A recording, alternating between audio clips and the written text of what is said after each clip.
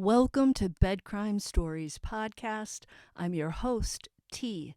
To my loyal bed crimers, let me say good day to you. Thanks for showing up. To anyone new to my channel, a special welcome. And let me just ask you this. After you watch the video, listen to the video, if you enjoyed it, found it interesting, please do me a favor and hit the like button. Now let's get started. We know so little about the police's suspect, Richard Allen, and we know so little about what exactly his charges say about the crime. Personally, I'm interested in learning every detail I can about Richard Allen and his life. So in that vein, I thought I'd share with you what a handwriting expert says Allen's handwriting tells her about his personality and character.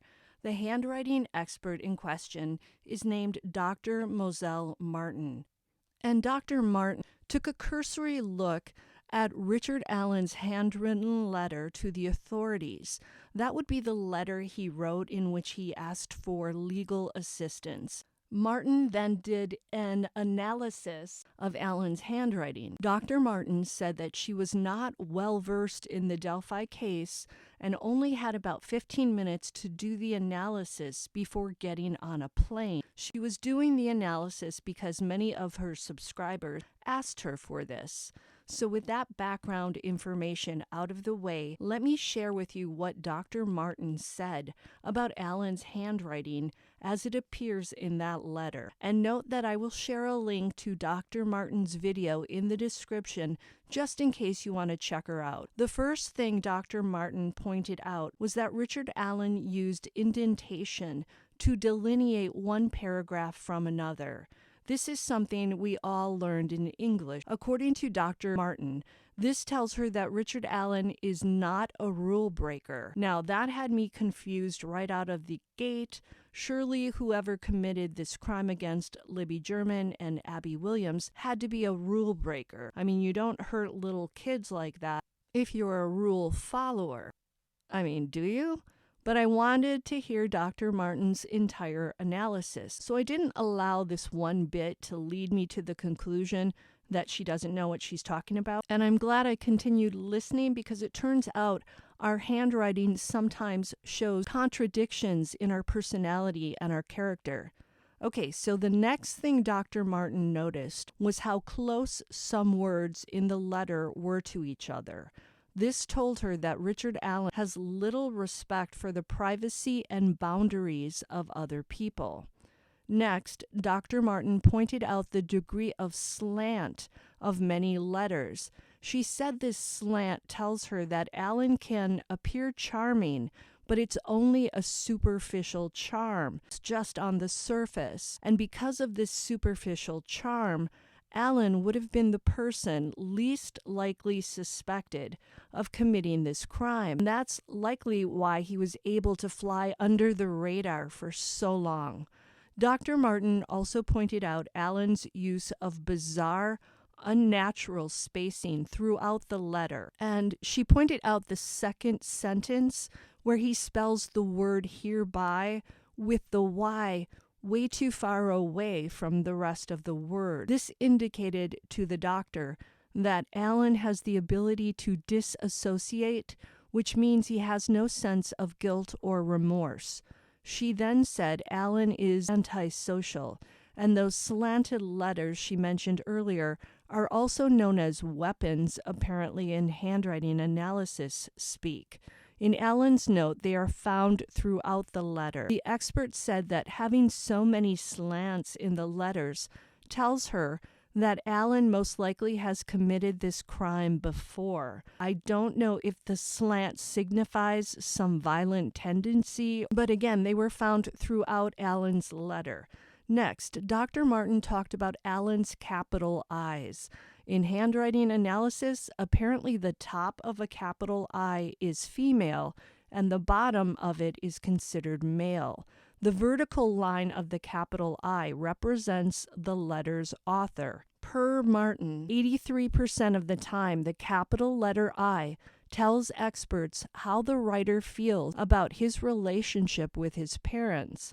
The other 17% can be other important people in the writer's life: grandparents, siblings, children, spouse, girlfriend, boyfriend. The capital I also sheds light on how the writer feels about himself or herself.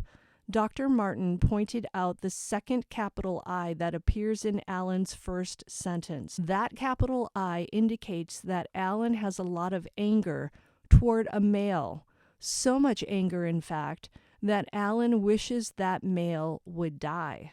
Dr. Martin said that 83% of the time, that male figure is the writer's father. And I will admit that when I saw Richard Allen's high school yearbook photos where he's sporting a buzz cut, I thought that that severe haircut might be down to a militaristic father who insisted on that cut. Allen graduated from high school in 1991.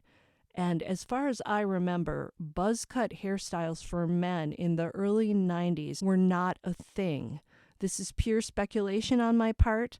If Alan turns out to be guilty of this crime, and if he is found to be a serialist, as in someone who committed the red rum crime multiple times on separate occasions, it will be interesting to learn what his childhood home was really like inside the four walls. Is Alan someone who was born with a desire to hurt others, or is he a victim himself of some cruelty and or hurt in his early childhood, which led him to feelings of rage toward other people?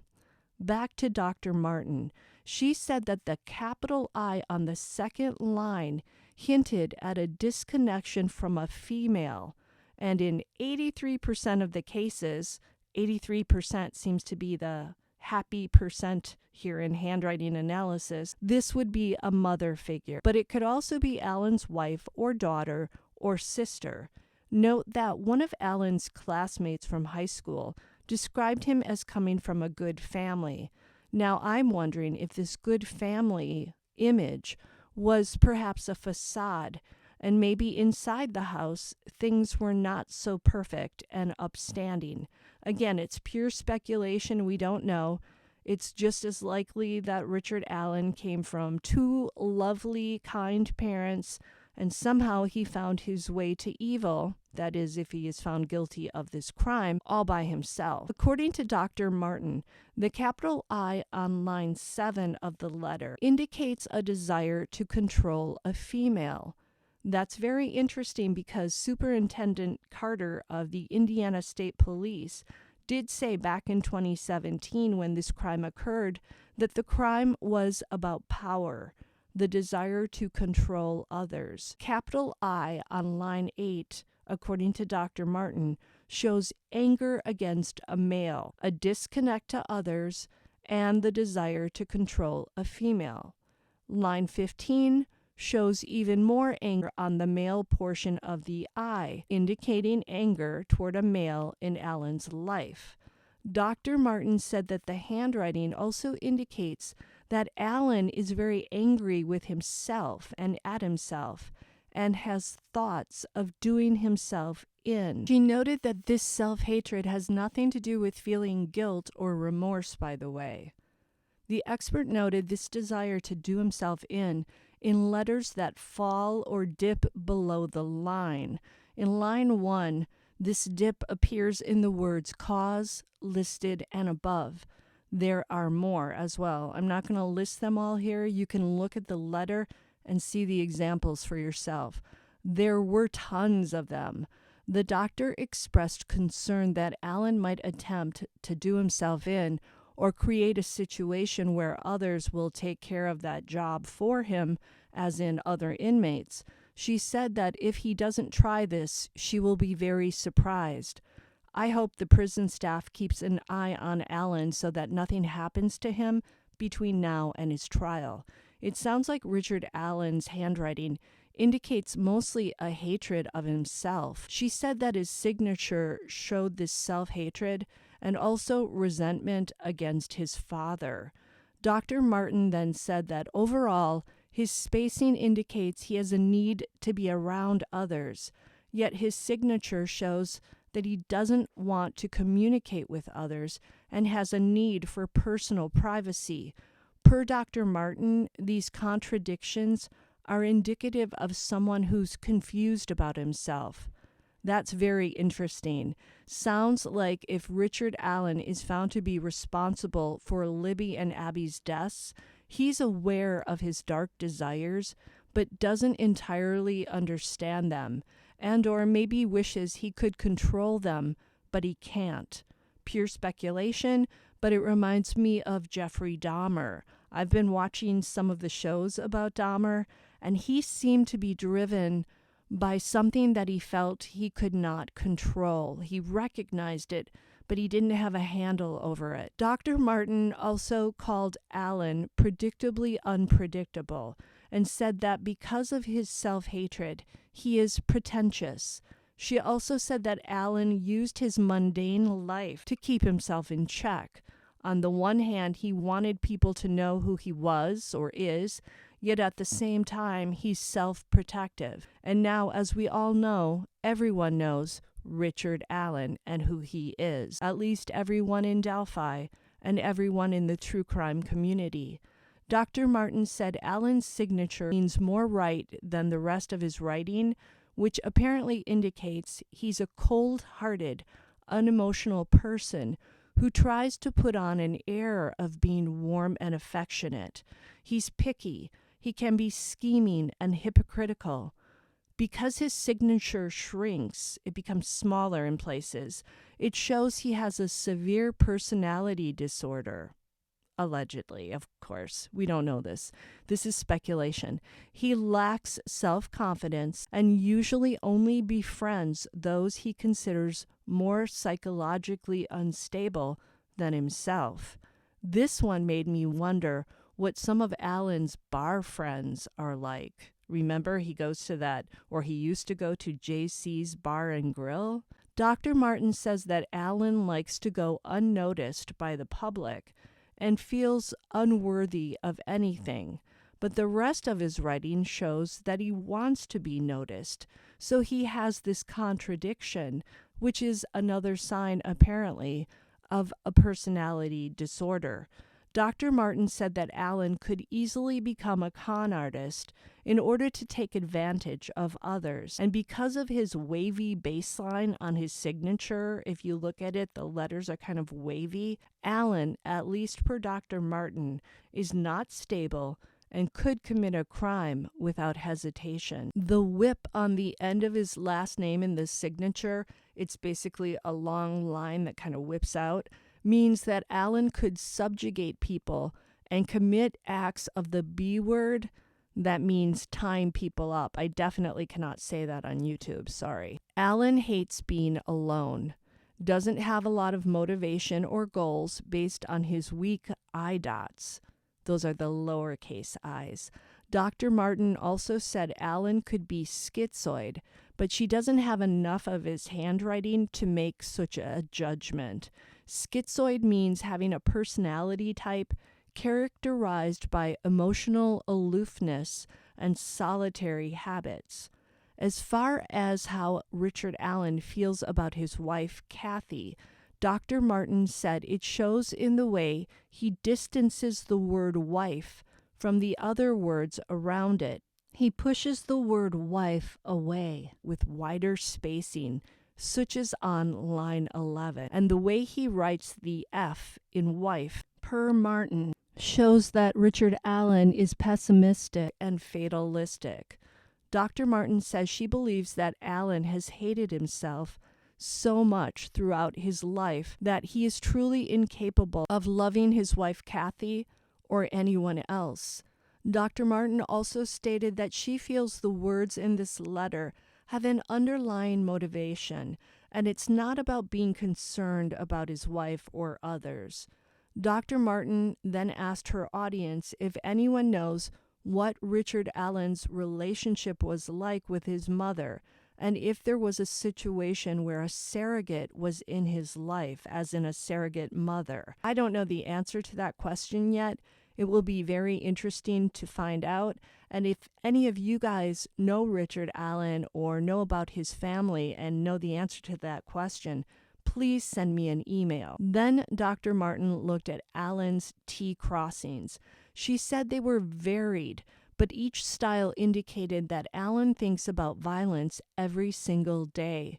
There are several that look like a cross, and these indicate that Allen feels responsible for someone else's death. But Dr. Martin was quick to point out that this doesn't mean that Allen feels remorse for that death. It's just his acknowledgement that he feels responsible for it. Some of the T's indicated to Dr. Martin that Allen wants to be in control. The T's that look like mushroom tops indicated his awareness of the need to control his thoughts. To Dr. Martin, this means Allen is aware of how dangerous he is to others and that he should have sought professional help but chose not to do so. The doctor also stated that some of Allen's D stems, the bottom of the D, look like knife blades, and the F's look like fish hooks. These styles indicated to Dr. Martin that Allen is physically capable of following through on his dark thoughts. Dr. Martin also felt that Allen has an addictive personality, as in someone who uses drugs or alcohol. Martin did not see this as a gambling or money problem, and I think that's very interesting because we have heard that his wife Kathy once dialed 911 because her husband was intoxicated, acting in a manner that frightened her enough to want to call the police. Dr. Martin said that many of the violent inmates she's worked with in the past told her that they use drugs or alcohol to mitigate their desires, but others told her that using these, drugs and alcohol, made them feel braver to commit their crimes. Until the next time on Bed Crime Stories. Now do me a favor, if you enjoyed this, hit the like button, subscribe if you're not yet subscribed, leave me a comment. What do you think about handwriting analysis? Is it real? Is it a bunch of baloney? What do you think? And I'll see you next time.